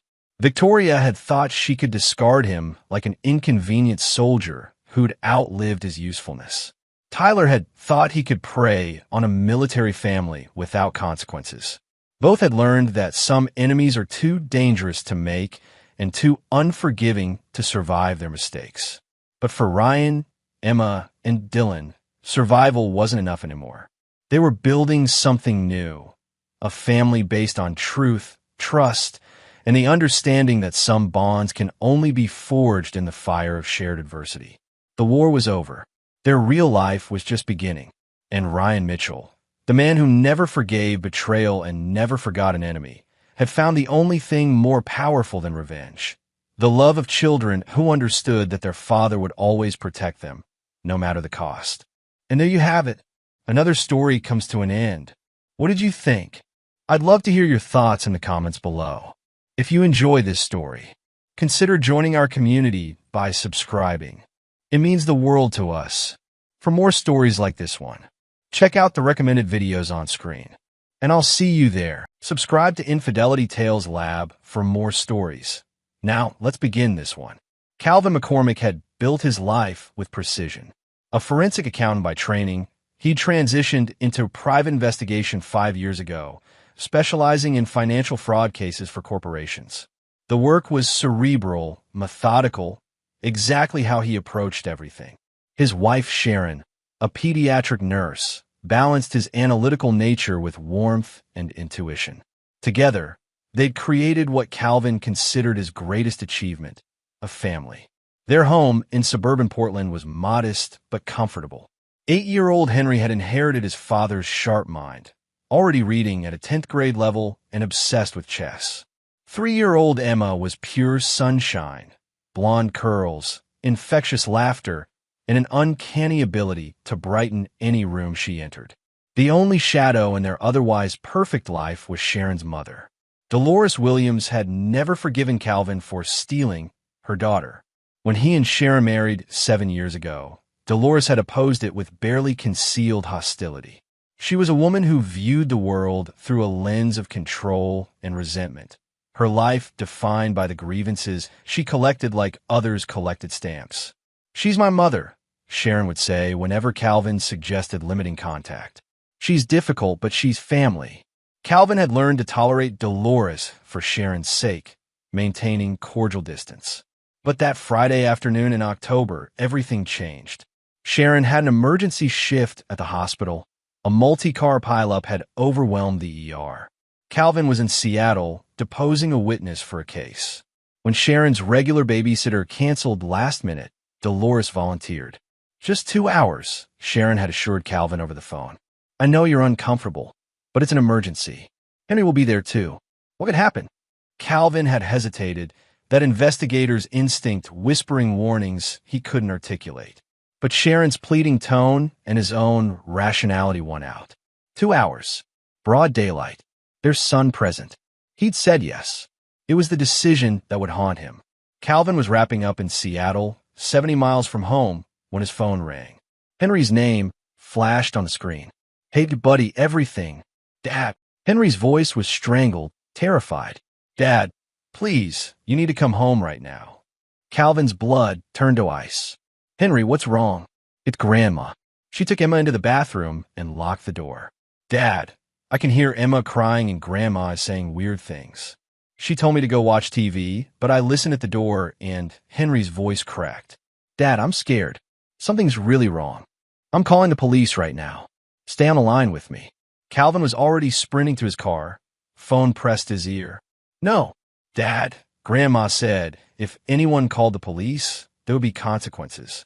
She said it weird, like a threat. "Please just come. I don't know what to do." Calvin's mind raced through scenarios, each more horrifying than the last. "Henry, listen to me carefully. You're being so brave. I need you to go to the bathroom door and tell Grandma I'm 5 minutes away and I'm coming in. Can you do that?" "Okay. I'm going to break every speed limit. I'll be there in 40 minutes. Stay on the phone with me." Calvin's car tore down I-5, his hands white-knuckled on the wheel. Through the phone, he could hear Henry's ragged breathing, occasional muffled sounds from behind the bathroom door. Every minute stretched into eternity. "Henry, what do you hear?" "Water running. Emma crying. Grandma keeps saying something about cleansing and making things right." "Dad, what does that mean?" Calvin's investigator mind started assembling possibilities, none of them good. "Stay strong, buddy. Almost there." 38 minutes later, Calvin screeched into his driveway. He didn't bother turning off the engine. Henry met him at the door, pale and shaking. "She's still in there. I did what you said, but she didn't answer." Calvin moved with controlled fury toward the bathroom. The door was locked. Without hesitation, he stepped back and kicked it once hard, near the lock. The door frame splintered. The scene inside would be seared into his memory forever. Dolores stood over the bathtub, where Emma sat in ice-cold water, her lips blue, her small body trembling violently. In Dolores's hand was an empty bottle of children's cold medicine. Several other bottles lined the sink. Emma's eyes were glassy, unfocused.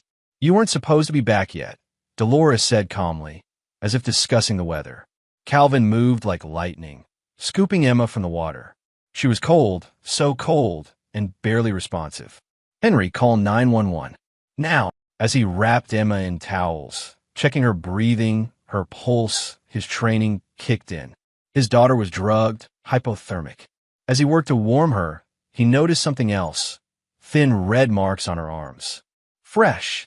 What did you do?" His voice was deadly quiet. Dolores's face twisted into something ugly. "Why should I have done when she was born? She's wrong. I see it in her. The same devil that possessed you possessed your daughter. I was saving my family." The ambulance arrived 8 minutes later. EMTs took one look at Emma and moved with urgent efficiency. Calvin held his barely conscious daughter, murmuring reassurances while Henry clung to his father's side. At the hospital, the full extent became clear.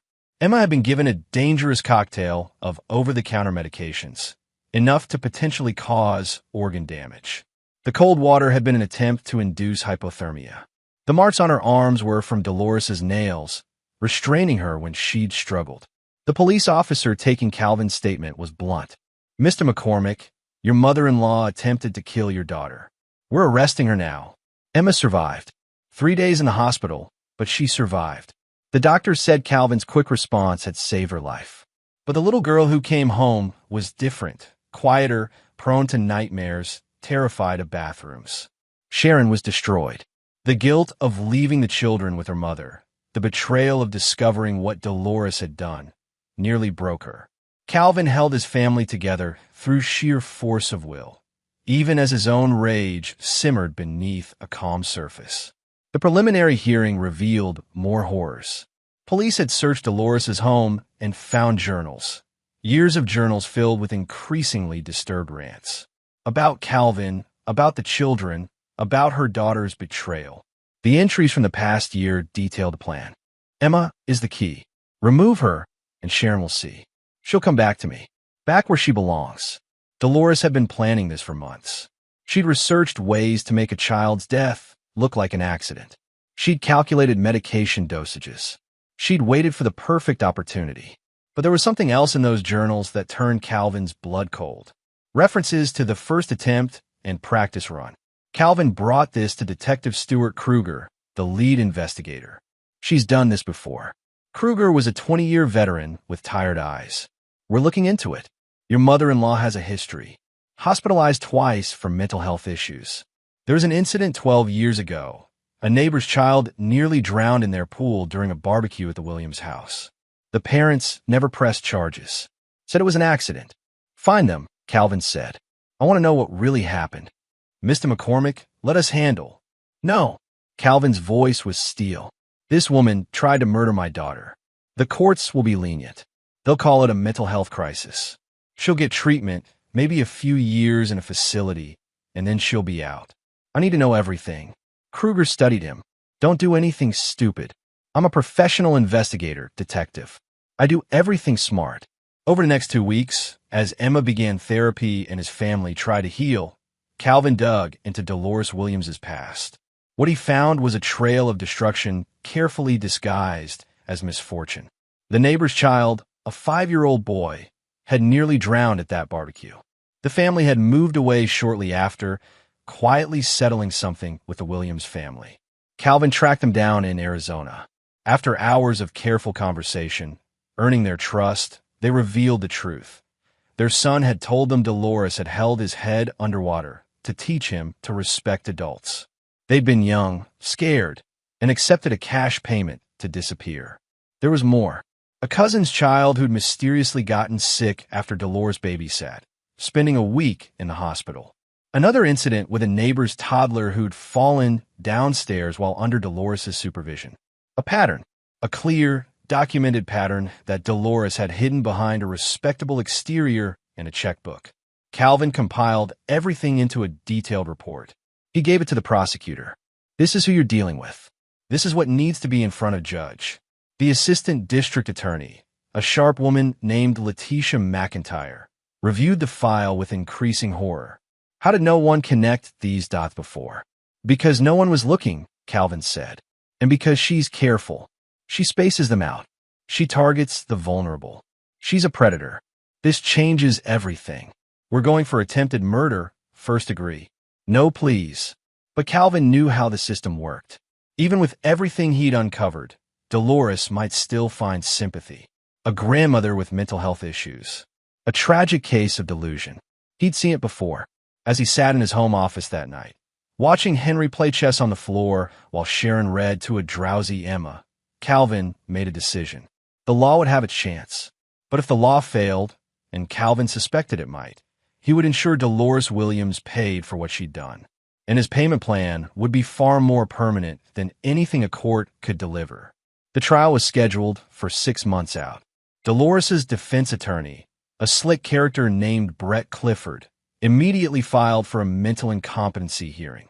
Calvin watched from the gallery as psychiatrists testified that Dolores was suffering from delusional disorder, that she'd had a psychotic break, that she was not fully responsible for her actions. Bullshit, Calvin muttered to Sharon. Look at her journals. She planned this for months. That's not psychosis. That's premeditation. But the judge allowed the competency hearing to proceed. During the evaluation process, Dolores was released to a psychiatric facility rather than jail. A facility she could potentially be released from if found incompetent to stand trial. Calvin attended every hearing. He watched Dolores play the part perfectly. The confused, mentally ill grandmother who'd lost touch with reality. She'd shake her head sadly when shown her journals, claiming she didn't remember writing them.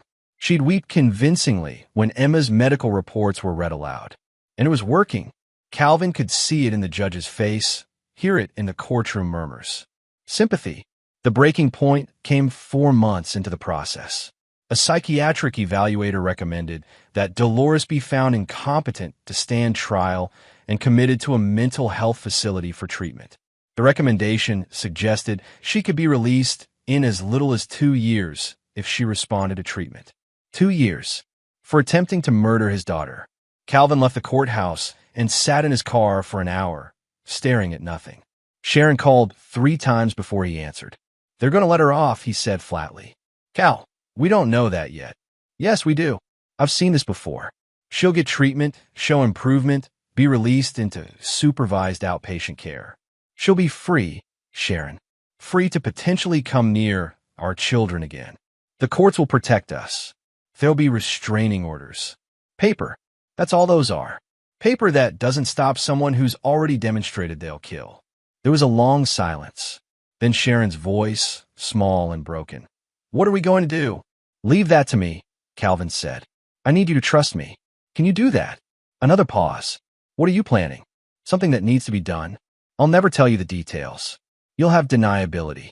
But know this, I will protect our family. Whatever it takes." He could hear Sharon's breath catch. "Calvin, do you trust me?" "Yes," she whispered. "God help me, yes." Calvin's career had connected him with people most citizens never encountered. People who operated in the gray and black markets, who had skills that couldn't be advertised on LinkedIn. Over the next month, he activated these connections carefully. His first call was to Travis Berry, a former forensic psychologist who'd been disbarred for unethical research practices but remained a brilliant mind in understanding human behavior and manipulation. They met at a quiet bar in the industrial district. "I need to understand someone," Calvin said, sliding a flash drive across the table. "Everything about them. Their weaknesses, their fears, their pressure points." Travis looked at the drive. "This legal. It's research for a case." "Bullshit. But I don't care. You helped me when the board was coming after me. I owe you." He pocketed the drive. "Give me 2 weeks." His second call was to Monique Proctor, a private investigator who specialized in surveillance and background checks that went deeper than legal channels typically allowed. She'd worked with Calvin on 3 corporate fraud cases. "I need someone's life mapped out," Calvin told her over coffee. "Every habit, every routine, every person they interact with. And I need it done without them knowing." Monique, a compact woman with severe black hair and predatory intelligence, smiled slightly. "The mother-in-law who tried to drown your kid in meds." "Yeah, I heard about that. Pro bono, Cal, family rate. I can pay. You helped my nephew beat a false theft charge 2 years ago. You found a real thief, cleared his name, got him his job back. He's a teacher now because of you. We're even. I'll have a full workup in 3 weeks." The third piece was the most delicate. Calvin needed someone who could access systems most people couldn't. He found that person through an encrypted forum he'd used for tracking digital financial crimes. A hacker known only as Phoenix, who operated from somewhere in Eastern Europe. The conversation happened through encrypted chat. "CMCC, I need access to psychiatric facility records. Specifically, monitoring treatment progress and release recommendations." "Phoenix, that's medical records. Federal crime." "CMCC, I'm aware. Name your price." "Phoenix, double the usual. And I want to know why." Calvin hesitated, then told the truth. Laid out everything. Phoenix was silent for 3 minutes. "Phoenix, my sister was hurt by someone like this. System failed her too. I'll do it for the standard rate. And I'll monitor for free until this is over. Send me the details." Over 6 weeks, Calvin built his profile. Travis's psychological analysis revealed that Dolores was indeed a narcissist with sadistic tendencies, but far from incompetent. She was manipulative, calculating, and had successfully deceived evaluators before. Her core fear was exposure, being seen as the monster she actually was. Monique's surveillance was even more revealing. In the psychiatric facility, Dolores had been model patient during evaluations. But in unguarded moments, caught on Monique's discreet cameras and through interviews with staff members she befriended, a different picture emerged. Dolores had been overheard laughing with another patient about playing the doctors like violins. She'd been caught searching online for news about the McCormick family, and she'd written a letter, never sent, to Sharon, filled with manipulative poison about how Calvin was the real villain, how he'd turned Sharon against her own mother. Phoenix provided the most damning evidence. Access to Dolores's personal email account revealed she'd been communicating with Brett Clifford far more than attorney-client communications required. The email suggested Clifford knew exactly what he was doing, coaching Dolores on how to present herself, which symptoms to emphasize how to manipulate the evaluation process. It was conspiracy, fraud, obstruction of justice. Calvin took all of it to Letitia McIntyre. This is everything you need. She's faking. Her lawyer is helping her fake it. Nail them both. Letitia reviewed the evidence with the clinical eye of a prosecutor who'd seen everything. Then she looked at Calvin. How did you get this? Does it matter? It matters for admissibility. If this was obtained illegally, then find a legal way to get what I've shown you exists. Subpoena her facility records. Get a warrant for Clifford's communications. Follow the breadcrumbs I've laid out. The evidence is there. You just need to look. Letitia was quiet for a long moment. You're playing a dangerous game, Calvin. I'm protecting my daughter. Different game. Give me 2 weeks. I'll see what I can do. Letitia came through. Armed with Calvin's intelligence, she secured warrants and subpoenas. The investigation into Brett Clifford revealed he'd pulled this scheme before, coaching mentally competent clients to fake incompetency. 2 previous cases surfaced. The State Bar launched an investigation. More importantly, with proper legal authority, prosecutors obtained facility recordings that captured Dolores's private moments. Moments where the confused grandmother act disappeared and the calculating predator emerged. The competency hearing was reconvened. This time, the prosecution presented a different narrative. A video montage of Dolores in unguarded moments. The recovered letter to Sharon. Expert testimony about malingering and how to detect it. Calvin watched Dolores's face as her careful construction crumbled. He saw the moment she realized the game was up. Her eyes found his across the courtroom, and the look she gave him was pure hatred. Good, he thought. Now she knows I see her. Really see her. The judge's ruling was swift. Mrs. Williams, I find you competent to stand trial. Moreover, I find evidence of deliberate manipulation of this court's processes. You will be remanded to county jail pending trial. Bail is denied. Brett Clifford tried to salvage the situation, but within days, his own legal troubles buried him. He was suspended from practice, pending the bar investigation. Dolores needed a new lawyer, but Calvin wasn't finished.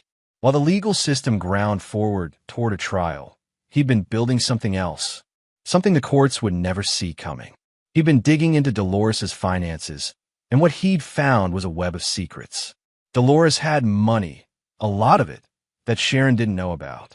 An inheritance from Dolores's parents that should have been split with her sister, Paula Boyd. Except Paula had received nothing. According to the will Calvin obtained, Paula should have received half of an $800,000 estate. Calvin found Paula living in a subsidized apartment in Sacramento, barely scraping by as a home health aide. He called her. Mrs. Boyd, my name is Calvin McCormick. I'm investigating your sister's finances. Do you know anything about your parents' estate? Paula's voice was bitter. Dolores told me they had nothing. Said they died broke. I never questioned it. I should have, but Dolores was always the strong one. I just believed her. Your parents left $800,000. Your sister took it all. I have the will. I have the bank records. She forged your signature on a quitclaim. Silence. Then that bitch. Mrs. Boyd, I'm going to help you get what's yours. But I need something from you in return. I need you to understand who your sister really is. Calvin told her everything. The journals. The attempts. Emma. Paula wept. "I need to testify," she said when she could speak. "At her trial, the jury needs to know what she is." "That's exactly what I was hoping you'd say." But Calvin had one more card to play. One more piece of his architecture that would ensure Dolores Williams never, ever walked free. The trial began on a cold January morning. Dolores had a new attorney, a public defender named Geneva Shepard, who was competent but overwhelmed. The prosecution, bolstered by Calvin's evidence and Letitia McIntyre's determination, was a machine. Calvin sat behind the prosecution table every single day. He wanted Dolores to see him, wanted her to know he was there, watching, waiting. The prosecution's case was methodical. Medical experts testified about Emma's injuries, the drug cocktail, the hypothermia. The timeline was laid out with precision. Henry testified, Calvin's brave son, who described in heartbreaking detail what he'd heard, what he'd feared, how he'd called his father. When Emma's hospital photos were shown, the little girl hooked to machines, bruised, pale, several jurors visibly wept. Then came the journals. Page after page read aloud. The planning, the hatred, the cold calculation. Dolores's defense was thin. Geneva argued diminished capacity, mental illness, a grandmother who'd loved too much and broken under strain. But after the competency hearing fiasco, the jury wasn't buying it. The testimony that sealed Dolores's fate came from two sources. First, Paula Boyd, Sharon's aunt, whom Sharon hadn't seen in years, took the stand and destroyed whatever sympathy remained for Dolores. She testified about the stolen inheritance, yes, but more importantly, she testified about growing up with Dolores. "My sister hurt things," Paula said quietly. "When we were children, she hurt animals. Small things. She'd make it look like accidents, but I knew. I saw. My parents ignored it. Then when we were teenagers, there was a neighbor girl she hated. That girl fell down our basement stairs. Broke her arm. Dolores had pushed her, but no one believed me when I said so. The family moved away. My sister learned early that if you're careful, you can hurt people and get away with it." The second devastating testimony came from an unexpected source. Monique's investigation had uncovered another of Dolores's victims, Clarence Schaefer, the neighbor whose son had nearly drowned years ago. Calvin had convinced him to come forward. Clarence, now a successful attorney himself, told the story of that barbecue with the clarity of truth. "Mrs. Williams held my son underwater. I pulled him out, and she claimed she'd been teaching him to hold his breath. But my son told me the truth later when the nightmare started. She told him, 'This is what happens to bad boys.' He was 5 years old. He looked directly at Dolores. 'You paid us to go away. $50,000 and a promise we'd never speak of it. I took that money because I was young and scared and I didn't know how to fight someone like you. But I've regretted it every day since. My son is 23 now and still has issues with water. What you did to him, what you tried to do to Emma McCormick, you're a predator. And I'm done being silent.' The courtroom was silent when he finished. Even Geneva Shepard looked shaken. Dolores didn't testify. Geneva advised against it, knowing the prosecution would eviscerate her. The prosecution's closing argument was delivered by Letitia herself. She stood before the jury and spoke for 90 minutes, weaving together every piece of evidence into a tapestry of calculated evil. "This is not a confused grandmother," Letitia concluded. "This is a woman who has spent decades hurting children and hiding behind respectability. Emma McCormick is alive today because her brother was brave and her father was fast. But make no mistake, Dolores Williams intended murder. She planned it. She executed it. She would have succeeded if not for an 8-year-old boy's courage. You have the power to ensure she never harms another child. Use it." The jury deliberated for 4 hours. Guilty. Attempted murder, first degree. Child abuse. Assault with a deadly weapon. The judge set sentencing for 3 weeks later. Calvin had one more play. In the 3 weeks between verdict and sentencing, he put the final phase of his plan into motion. Through Phoenix, he discovered something else. Dolores had been documenting her plans in more than journals.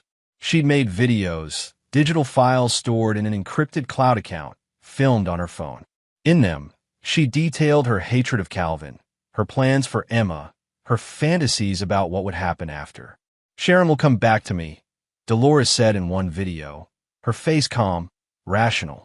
Once the girl is gone and Sharon sees that Calvin couldn't protect his own child, she'll remember who really loves her. Me. Only me.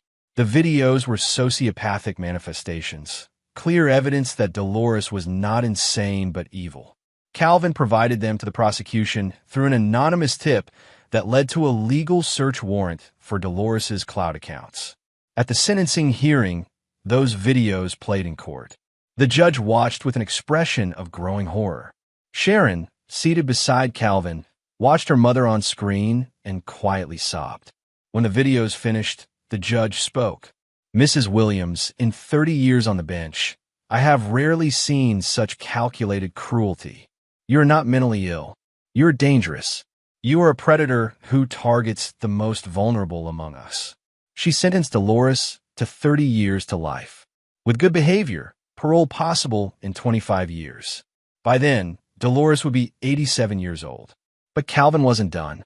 While Dolores was being processed into the state women's prison, Calvin made a final call to contacts he'd made in the prison system through his investigative work. Not guards, something more subtle. He ensured that certain information about Dolores's crimes made it into the general population. In prison, there's a hierarchy of criminals. Child abusers sit at the bottom. Grandmothers who try to murder their own grandchildren, even lower. Calvin didn't arrange for violence. He didn't need to. He simply ensured that Dolores's fellow inmates knew exactly who she was and what she'd done. Social isolation in prison is its own punishment. Dolores would spend her sentence as a pariah, feared and reviled by even the hardest criminals. 6 months after sentencing, the McCormick family began to heal. Emma was in therapy twice a week, and slowly, the nightmares decreased. She laughed more, played more, started to be a little girl again. Henry had struggled too, processing what he'd witnessed, the responsibility he'd felt. Calvin took his son to his own therapist and watched him work through the trauma. They started a tradition, chess games every evening where they could talk or not talk, just be together. Sharon's healing was harder. The betrayal of her mother cut deep. But with therapy and Calvin's steady support, she began to accept that Dolores's evil was not her fault, not her responsibility. I spent my whole life making excuses for her, Sharon said one night, lying in Calvin's arms, seeing what I wanted to see. I almost lost Emma because I couldn't see the truth. She fooled a lot of people, Calvin said. That's what predators do. They're good at it. You saw her. From the beginning. I'm trained to see. And I love you and our kids too much to ignore my instincts. They were quiet for a while. Then Sharon asked the question she'd been avoiding. Cal, how did all that evidence against her surface? The videos, the emails, the financial records, it was almost too perfect. Calvin chose his words carefully. Sometimes the truth just has a way of coming out. Sharon studied his face in the darkness. I don't want to know, do I? No, but it was legal. Nothing that could come back on us. Let's just say that everything that mattered was obtained legally when it counted. The rest doesn't matter. Sharon was quiet for a long moment. Then, thank you for protecting us, for being strong enough to do what needed to be done. I'd do anything for this family. Anything. 3 months later, Paula Boyd received a settlement of $900,000, her share of the inheritance plus interest and penalties. She paid off debts, bought a small house, and started seeing her niece Sharon regularly, helping to rebuild the family that Dolores had tried to destroy.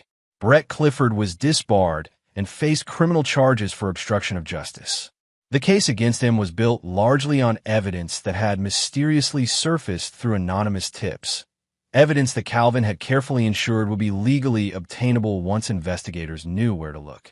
A year after the trial, Calvin received a letter. It was from Phoenix the hacker. You never paid me. I told you I'd monitor for free, but the work I did was worth something. So I've taken my payment in a different way. I've ensured that certain digital safeguards are in place around your family. If anyone ever looks into Dolores Williams's accounts, cloud storage, or communications with intent to harm you, or find evidence of illegal surveillance, they'll find nothing. I've cleaned the trail. Consider it a gift from one person who protects their family to another. Calvin burned the letter and never spoke of it again. 2 years after the incident, on Emma's 5th birthday, the family celebrated at home. Emma blew out her candles and made a wish. She was laughing bright, mostly whole. Henry taught her a new chess move. Sharon baked a cake from scratch. Calvin watched his family, his wife, his children, alive and together and safe, and felt the weight he'd carried begin to lift. He'd done dark things to protect them. He'd crossed lines he couldn't uncross. But looking at Emma's smile, hearing Henry's laugh, seeing the peace returning to Sharon's eyes, he had no regrets. That night, after the kids were asleep, Calvin sat in his office and opened the locked drawer where he kept one final piece of the puzzle. A folder containing everything, the real everything about what he'd done. The calls he'd made, the rules he'd bent or broken, the trail he'd covered. He'd never told Sharon the full extent. She knew enough to understand he'd operated in gray areas, but not how dark those grays had been. And she never would. Calvin took the folder to the fireplace, pages still carefully organized, and fed them to the flames one by one. He watched his secrets burn, watched the evidence of his extra-legal investigation disappear into ash. When the last page caught fire, he felt something release in his chest. It was over. Truly over. Dolores would die in prison. His family was safe. The law had won, with his careful, invisible help. Calvin poured himself 2 fingers of bourbon and stood at the window, looking out at the quiet suburban street. He'd been tested